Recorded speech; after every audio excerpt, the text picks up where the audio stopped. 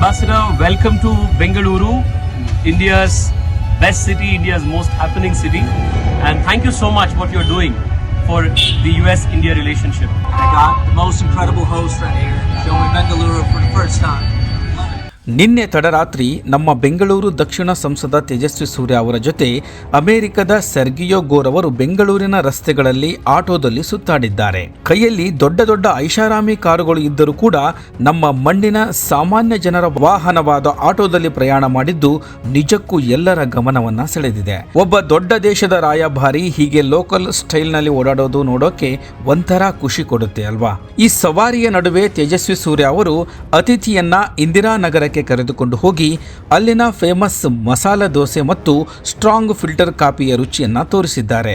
ಬರೀ ಹೋಟೆಲ್ನಲ್ಲಿ ಕೂತು ಊಟ ಮಾಡೋದು ಅಷ್ಟೇ ಅಲ್ಲ, ಅಲ್ಲಿನ ಜನರ ನಡುವೆ ಬೆರೆತು ಹರಟೆ ಹೊಡೆದಿರುವ ಫೋಟೋಗಳು ಕೂಡ ಈಗ ಸೋಷಿಯಲ್ ಮೀಡಿಯಾದಲ್ಲಿ ಸಖತ್ತಾಗಿಯೇ ವೈರಲ್ ಆಗ್ತಿವೆ.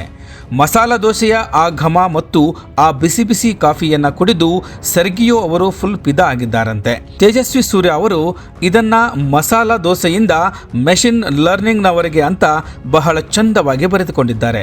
ಅಂದ್ರೆ ನಮ್ಮ ಬೆಂಗಳೂರು ಸಂಪ್ರದಾಯಕ್ಕೂ ಸೈ, ತಂತ್ರಜ್ಞಾನಕ್ಕೂ ಸೈ ಅನ್ನುವುದನ್ನ ಈ ಮೂಲಕ ಸಾಬೀತುಪಡಿಸಿದ್ದಾರೆ. ಆಟೋದಲ್ಲಿ ಹೋಗುವಾಗ ಸೆರ್ಗಿಯೋ ಗೋರ್ ಅವರು ತಮ್ಮ ಫೋನ್ ಅನ್ನ ತೆಗೆದುಕೊಂಡು ಬೆಂಗಳೂರಿನ ರಸ್ತೆಗಳನ್ನ ವಿಡಿಯೋ ಮಾಡಿಕೊಳ್ತಾ ಇದ್ರು.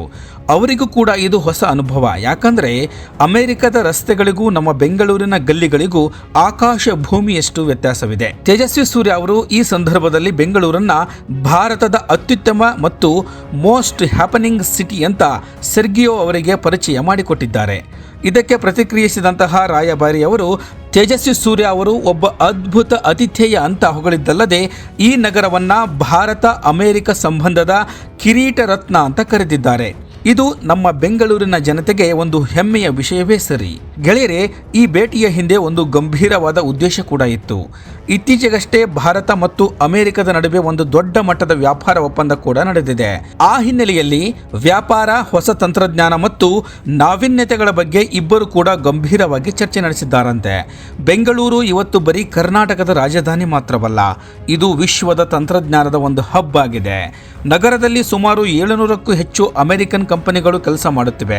ಭಾರತದಿಂದ ರಫ್ತಾಗುವ ಸಾಫ್ಟ್ವೇರ್ನಲ್ಲಿ 43% ಪಾಲು ನಮ್ಮ ಬೆಂಗಳೂರಿನದ್ದೇ ಅನ್ನೋದು ಸಣ್ಣ ವಿಷಯವೇನಲ್ಲ.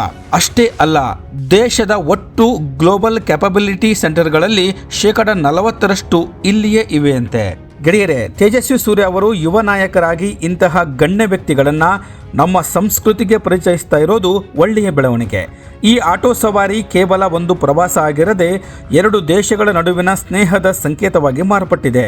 ನೀವು ಕೂಡ ಇಂದಿರಾನಗರದ ದೋಸೆ ತಿಂದಿದ್ರೆ ಅಥವಾ ಆಟೋದಲ್ಲಿ ಹೀಗೆ ರಾತ್ರಿ ಹೊತ್ತು ಸುತ್ತಾಡಿದ್ರೆ ಆ ಅನುಭವ ಹೇಗಿರುತ್ತೆ ಅಂತ ನಮಗೆ ಕಮೆಂಟ್ ಮಾಡಿ ತಿಳಿಸಿ. ನಮಸ್ಕಾರ.